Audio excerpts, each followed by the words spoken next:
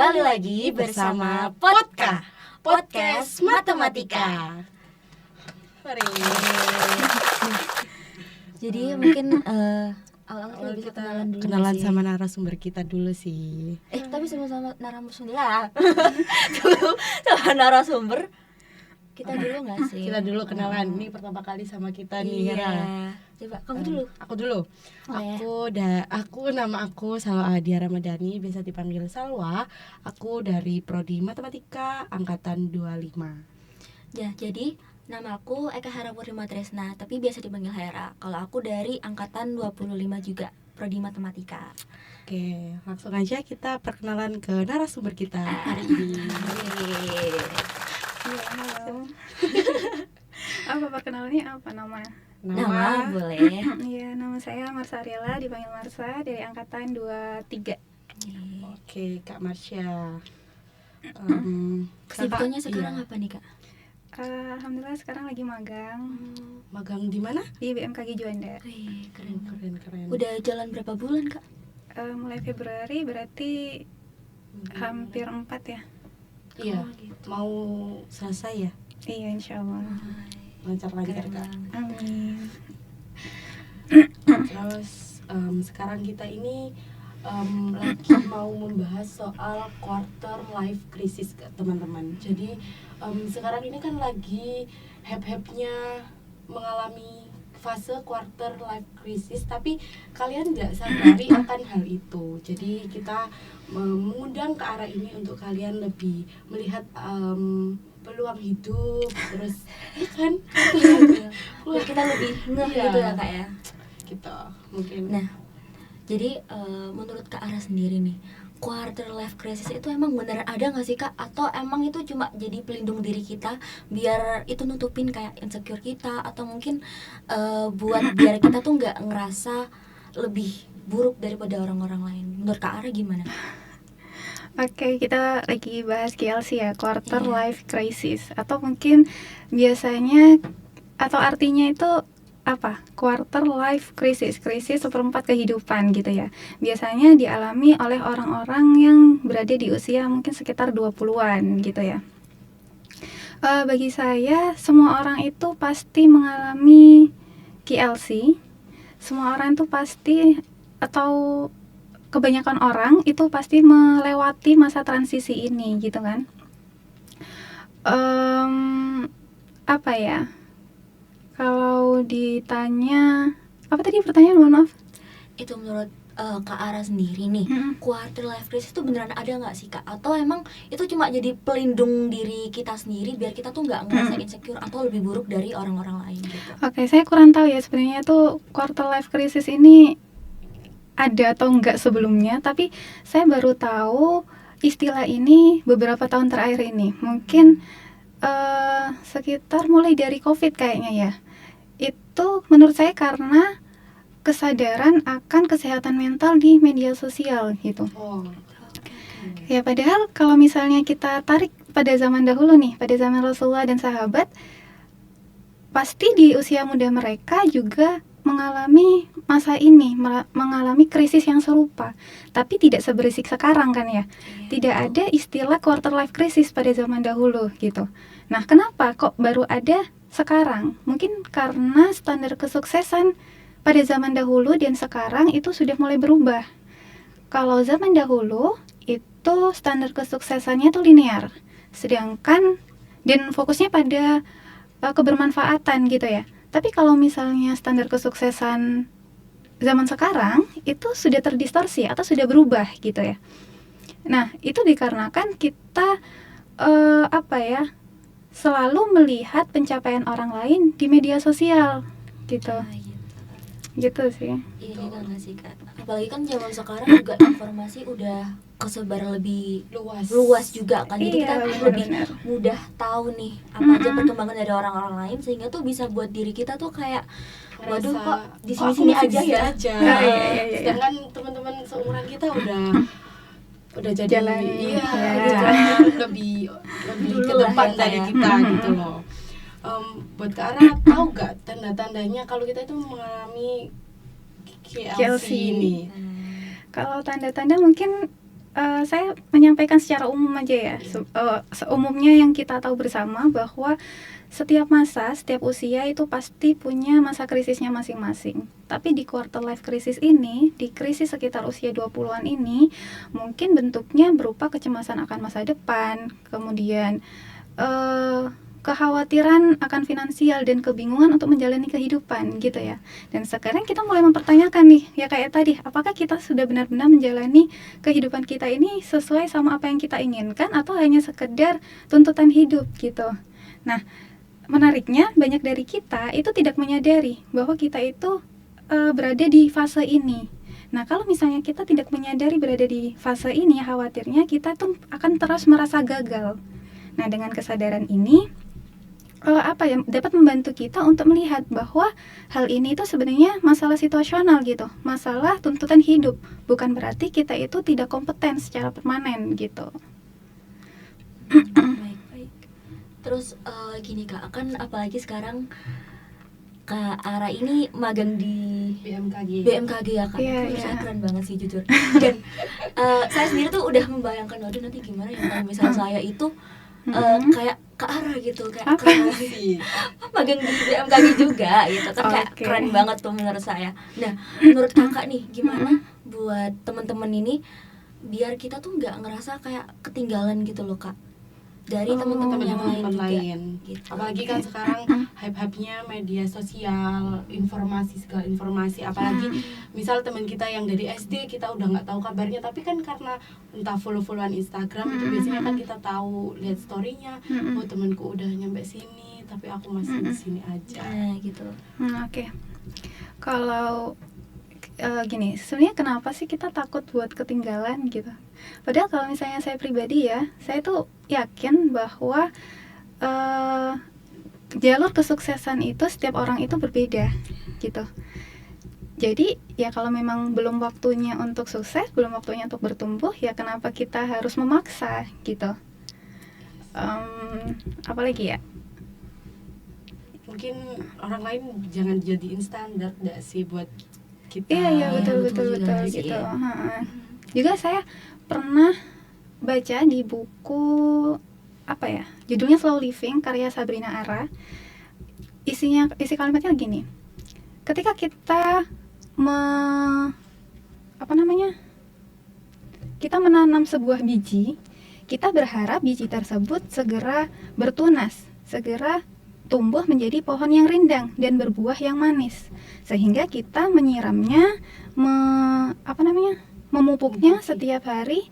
Nah, padahal pada kenyataannya sekalipun kita menyiraminya selama 4 kali dalam sehari, itu tidak akan membuat biji tersebut cepat tumbuh, karena tumbuhan itu punya waktunya sendiri untuk tumbuh. Nah, begitu pula kita juga akan ada waktunya sendiri untuk bertumbuh gitu. Keren sih kan. Kadang-kadang kan kita juga walaupun mikir kayak gitu kan, tapi tetap masih ada insecure-nya dikit gak sih? Iya. Kadang-kadang itu. Iya, betul. Insecure zaman sekarang itu lagi hype-hype-nya. Iya sih. Kayak apa ya? Kak Ara sendiri pernah insecure enggak? Insecure itu kayak gimana sih? Kayak kayak gak pernah deh. Enggak, kasih tahu artinya dulu deh. Insecure itu kayak kita ngelihat orang itu lebih indah dari kita. Gitu Kak. Kayak kita itu selalu ngerasa diri kita itu kurang gitu. Padahal kelebihan dan kekurangan orang kan beda-beda. Gitu. Tapi ngerasanya itu kayak kok aku kurang cantik ya. Biasanya standar kecantikan kalau insecure itu. Oh gitu.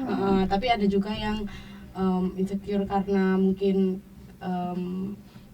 pekerjaan atau mungkin pencapaian juga bisa, kayak wah ini temen aku udah lomba, menang beberapa lomba, aku masih gini-gini aja, kayak matkul aja masih nggak paham gitu.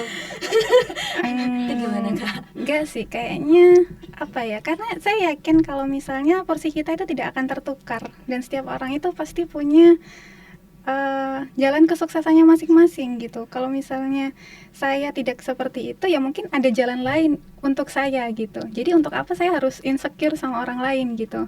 Mungkin saja jalan yang orang lain tempuh itu bukan yang terbaik untuk saya gitu. Ya kenapa harus ditiru gitu? Gitu. Mungkin ada hal lain yang lebih baik untuk saya gitu. Ya bener sih. Iya. Terus Kak Ara ini zaman sekarang kan emang lagi sosmed banget. Nah, betul. Boleh nggak sih kita itu ngerasa gagal dengan standar-standar sosmed itu tadi? Padahal kita itu masih di ritme yang berbeda, masih jalan yang berbeda. Kan setiap orang punya jalannya masing-masing. Nah, sedangkan biasanya orang-orang ini standarnya itu sosmed banget, apalagi standar TikTok lah sekarang namanya. Nah, padahal kita kan misal ada jalan tapi alurnya ada dua, terus teman kita milih yang ke kanan, sedangkan kita yang ke kiri itu berliku-liku, teman kita ke kanan itu nggak terlalu banyak rintangannya, tapi pencapaiannya pun sama harusnya kan. Nah, menurut Kak Ara itu, yang beda, iya, gitu menurut kan. Kak Ara itu situasi yang gagal nggak buat kita itu? Kalau misalkan kita ngambil jalan yang berbeda tapi ritmenya sama, tapi kan di situ kita ngerasa insecure sama teman kita karena teman kita kok lancar-lancar aja ya, sedangkan kita kok dipersulit banget kayak gitu loh Kak. Sebenarnya kembali lagi sama kayak yang tadi ya, kalau misalnya ritme seseorang itu berbeda-beda gitu. Kalau misalnya kita memaksakan di ritme seperti orang lain, belum tentu kita itu kuat, karena kekuatan setiap orang itu berbeda, baik dari mindset, keahlian maupun kapasitas mentalnya gitu.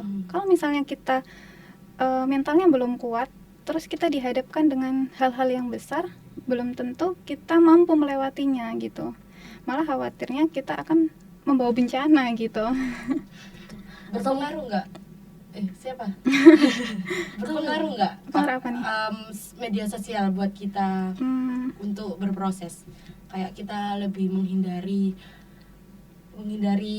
informasi yang kurang enakin hati kita. Media sosial berpengaruh apa enggak ya? Menurut saya sangat berpengaruh sekali ya. Kalau misalkan saya pribadi saat ini saya sedang membatasi scrolling karena gini, saya tahu bahwa kehidupan yang ada di sosial media itu adalah kehidupan yang semu, yang mereka sudah edit serapi mungkin. Kita tidak pernah tahu lah apa yang ada di belakangnya. Bisa jadi mereka sedang dalam masalah besar atau sedang tidak seperti apa yang ditampilkan oleh mereka gitu sih. Iya sih. Atau mungkin dari Kak Ara sendiri kan mungkin buat kita tuh agak susah ya kayak buat mengurangin scrolling gitu. Ada tips nggak Kak? Ini sendiri masih sering scrolling gitu. Rasanya kalau tanpa scrolling itu kurang. Jadi edik gitu buat kita.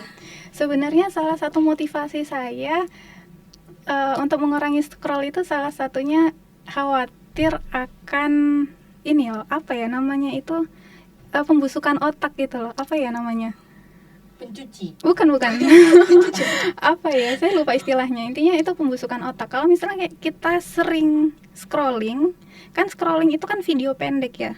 Video pendek yang kita menerima banyak informasi. Nah, kalau misalnya kita terlalu sering scroll, khawatirnya otak kita itu sudah tidak bisa berfungsi dengan baik gitu loh.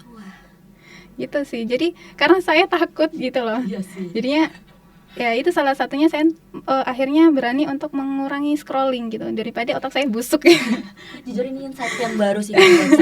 Sama. Bener.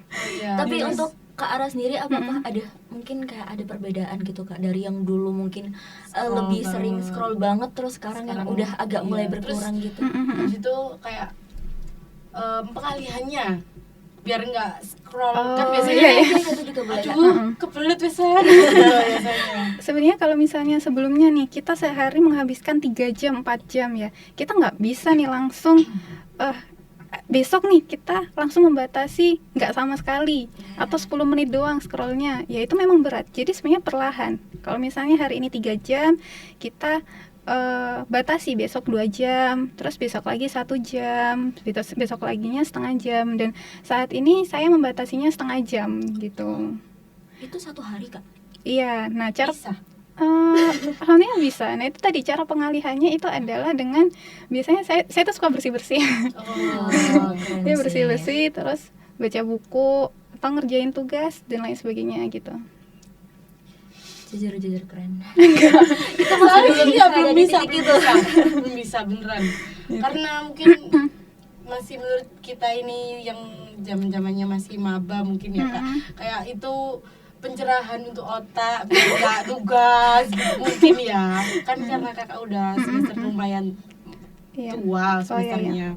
Mungkin udah tugasnya mulai sama ini sih, saya bukan scrolling sama melihat podcast itu beda ya. Podcast itu kan video panjang, kita menerima informasinya lengkap gitu. Nah biasanya saya lebih banyak nonton YouTube gitu yang durasinya lebih panjang gitu. Lebih banyak podcast Kakak biasanya? Iya gitu. Podcast apa Kak? Banyak sih macam-macam. Raditya Dika nggak sih Kak? Apa? Raditya Dika. Ada pernah gitu. Yang lagi Kakak suka banget? Apa ya? Saya biasanya kajian sih. Oh iya betul. Iya. Nah ini kita balik ke topik awal kita nih Kak ya. Nah menurut Kakak tuh kadang-kadang kita kan ada lagi di fase sulit gitu Kak ya. Nah kadang-kadang itu kita kayak bingung, ini tuh kita lagi salah jalan atau emang ini tuh kita tuh lagi diberi cobaan aja gitu. Oh iya. Bingung ya. Bingung antara fase sulit atau kita salah jalan gitu ya. Biasanya ada dua hal yang saya lakukan. Yang pertamanya tentu saya biasanya kembali kepada Allah ya. Meminta petunjuk jalan yang benar, kemudian minta dimudahkan untuk menjalaninya, dan juga tentunya meminta kelapangan hati untuk menerimanya gitu. Karena kadang kita merasa di jalur yang salah, itu sebenarnya bukan jalurnya yang salah, tapi karena hati kita yang belum siap menerima tantangannya atau takdirnya gitu. Nah, terus yang kedua adalah biasanya saya bertanya kepada teman atau seorang ahli, misalnya guru atau ustazah saya gitu. Nah, saya pernah tanya nih ke teman saya, gimana sih caranya kita tahu apakah yang kita lakukan ini sudah benar atau enggak? Apakah yang saya lakukan ini sudah sesuai atau enggak? Dan lain sebagainya gitu. Jawabannya tuh singkat, sederhana, tapi menurut saya tuh deep gitu. Jawabannya adalah salah dan benar ukurannya adalah syariat. Jadi kalau apa yang kita lakukan sekarang sudah sesuai dengan syariat, sesuai dengan aturan agama, kemudian sudah kita usahakan dengan cara yang jujur, dan kita berniat untuk mencari ridho Allah, bukan pujian manusia, insya Allah itu sudah jalan yang benar. Tapi ketika kita sudah berada di jalur yang benar, tapi ternyata rasa-rasanya masih berat nih, itu mungkin kita sedang berada di fase yang sulit, dan kita memang harus menjalaninya itu, melewati itu, karena itu adalah bagian dari ujian kesabaran kita gitu. Nah betul. Tapi kalau misalnya Kak Ara sendiri, kalau misalnya kan kadang-kadang kita juga butuh jawaban dari suatu keputusan kita ya Kak. Itu biasanya apa yang Kak Ara lakuin? Mungkin beribadah apa? Atau sholat apa sholat gitu? istikharah mungkin. Iya itu gimana kalau Kak Ara sendiri? Gitu? Ini meminta jawaban khusus gitu ya. Betul. Iya sih, mungkin istikharah ya tentunya. Tapi saya jarang sih melakukannya. Cuman paling berdoa aja, minta ditunjukkan. Terus kalau misalnya sudah ada petunjuk nih, saya minta dimantapkan untuk memilih hal itu gitu. Karena kadang kita kan ragu ya, itu benar apa enggak gitu. Nah itu sebenarnya kuncinya adalah cuma berdoa gitu. Dengan kita meminta untuk kemantapan hati, insya Allah Allah akan mantapkan itu gitu. Masya Allah. Terus Kak Ara ini enggak pernah mengekspektasikan diri Kakak yang sekarang sama impian dulu yang masih kecil enggak? Impian dulu yang kayak masih kecil. Dulu kecil kan ngebayang-bayang aku mau jadi ini, nanti besok aku kayak gini-gini, tapi ternyata enggak sesuai ekspektasi sama yang Kakak bayangin dulu. Pernah enggak ngerasain itu? Jujur saya lupa sebenarnya waktu kecil apakah saya punya SMP atau Iya, saya lupa apakah saya pernah memimpikan atau mengekspektasikan sesuatu di masa depan atau enggak. Untuk saat ini ya saya lupa ya. Saya lupa apakah apakah saya tidak punya ekspektasi atau benar-benar lupa, saya nggak ingat. Tapi untuk saat ini mungkin ketertarikan saya itu pada perkembangan diri secara personal gitu. Jadi menurut saya versi yang ideal gitu ya, itu adalah ketika seseorang mampu meregulasi emosinya dengan baik, kemudian bertanggung jawab dengan perannya, dan juga dapat manajemen waktu dengan baik. Nah, menurut saya itu sih, dan saya tertarik pada hal itu. Dan kalau misalnya ternyata saya belum menggapai hal itu, bukan berarti saya gagal, tapi memang saya butuh belajar lagi gitu untuk menggapai hal tersebut gitu. Berarti ke arah ini lebih kayak perkembangan untuk diri sendiri aja yang sekarang gitu ya Kak? Jadi kita fokus untuk memperbaiki diri dan upgrade diri sih. Atau mungkin dari hal kecil kayak cita-cita Kak. Dulu waktu kecil cita-citanya apa Kak? Boleh, pertanyaan lain bisa nggak? boleh. Expect nggak masuk ke UNSA, prodi matematika? Aduh, jujur nggak ini? Nggak expect sama sekali, karena dulu bahkan saya tidak mau memasukkan list kampus ini untuk menjadi pilihan. Sepertinya itu juga jawaban kita semua. Jangan gitu. Ya qadarullah, berarti ini memang jalur yang sudah Allah siapkan yang terbaik untuk saya gitu. Jadi harus saya menerimanya gitu. Nah betul. Tapi Kak, kadang-kadang kan kita ini pasti di usia muda yang saat ini ya Kak ya, pasti ada dimana suatu ketika kita tuh kayak gagal. Nah menurut Kakak tuh emang ini tuh fase-fase gagal atau emang kayak gimana ya? Fase-fase gagal atau kita itu emang lagi disuruh mempelajari, mungkin mempelajari kegagalan itu. Oke. Wajar nggak sih Kak menurut Kakak kalau banyak gagalnya di usia kita saat ini? Apalagi sekarang usia kita ini lagi pelin-pelannya, betul. Dikit-dikit FOMO teman-teman, misal teman-teman kesini ikut kesini. Menurut saya bukan cuma wajar, tapi kita perlu banget untuk gagal gitu. Karena kenapa ya kita takut gagal? Padahal dengan gagal kita belajar mental kita itu ditempa ketika kita mendapatkan kegagalan itu. Nah, kalau misalnya tidak sekarang, kapan lagi gitu?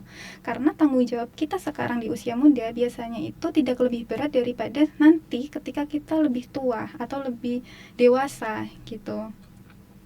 Terus kenapa sih harus ada gagal gitu? Nah, menurut saya itu banyak alasan kenapa harus ada gagal. Mungkin yang pertama adalah supaya kita tidak sombong terhadap diri, sombong gitu ya. Karena kalau misalnya kita terus-terusan sukses, terus-terusan lancar jaya nih apapun keinginan kita, bisa jadi tanpa sadar kita tuh menjadi orang yang berbangga diri, seakan-akan merasa semua hal itu terjadi karena kehebatan diri, sehingga kita merasa menjadi sutradara terbaik dalam kehidupan kita gitu. Nah, sehingga cara gagal ini adalah cara Allah untuk menarik kita, untuk menyadarkan kita bahwa hal tersebut itu tidak akan terjadi tanpa izinnya gitu. Nah, kemudian yang kedua adalah gagal ini bisa saja gagal ini sebagai penyelamat kita gitu. Kita tidak pernah tahu apa yang terjadi di kedepannya gitu. Nah, dengan kegagalan ini mungkin Allah itu membantu kita agar tidak masuk ke dalam jurang yang lebih jauh, jurang yang lebih dalam gitu. Karena kita nggak pernah tahu nih apa yang terjadi di depan gitu. Makanya Allah menyelamatkan kita dengan cara gagal gitu. Dan yang terakhir adalah untuk menempa mental kita gitu. Kalau misalnya kita tidak pernah gagal, kita akan jadi manusia yang rapuh, yang mudah yang mudah lemah gitu loh. Kalau misalkan ditimpa musibah kecil gitu, biasanya orang yang gagal itu dia orangnya lebih tenang, lebih bijak, dan mampu berempati dengan yang lain gitu. Nah, dengan cara gagal ini Allah itu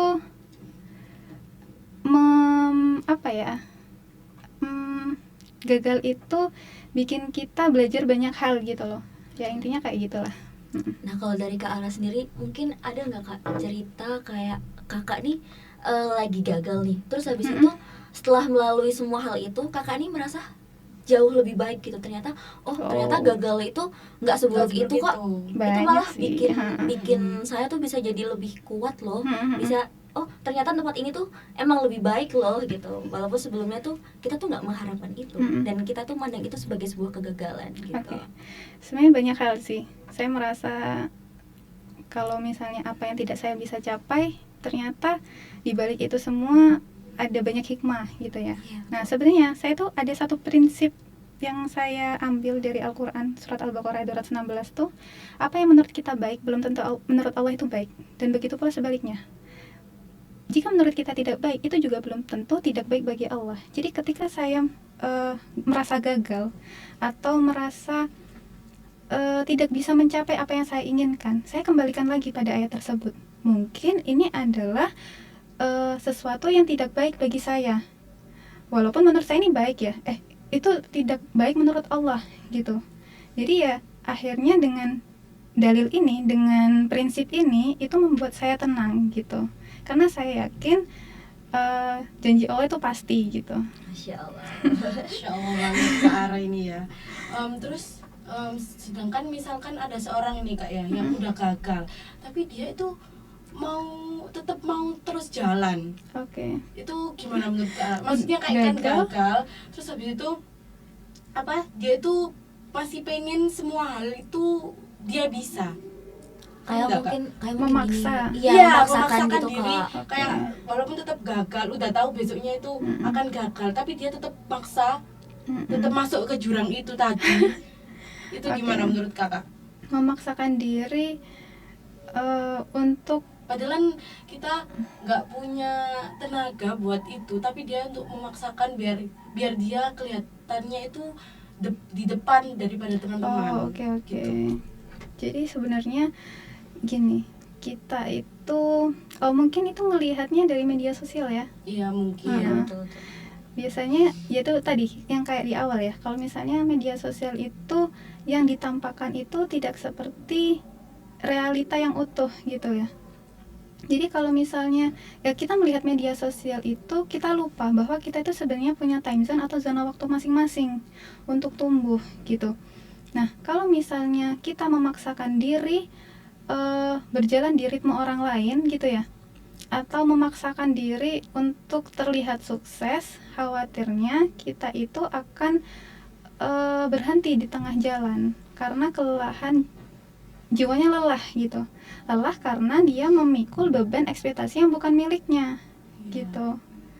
Ya nanti balik lagi ke apa ya, lelah secara mental gitu ya. Jadi dia mau tidur, mau istirahat, ya dia nggak akan tenang gitu, karena yang lelah adalah mentalnya. Dia terus-terusan memaksa diri untuk menjadi orang lain gitu. Nah, betul.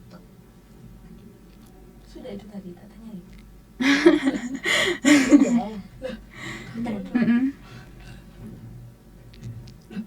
Apa nih?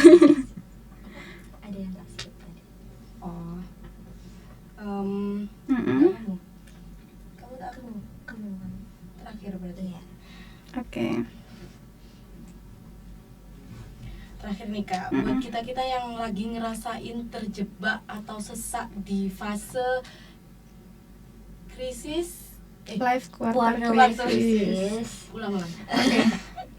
Terakhir nih Kak, buat kita yang lagi ngerasain terjebak di atau sesak di fase Quarter life crisis. itu satu pesan buat kita ini. Oke. Gini, pada akhirnya kita semua itu akan memahami betapa pentingnya melibatkan Allah dalam segala hal. Bukan hanya saat kita jatuh, tapi juga saat kita merasa paling kuat. Bukan saat kita hancur, tapi juga saat kita terlihat baik-baik saja.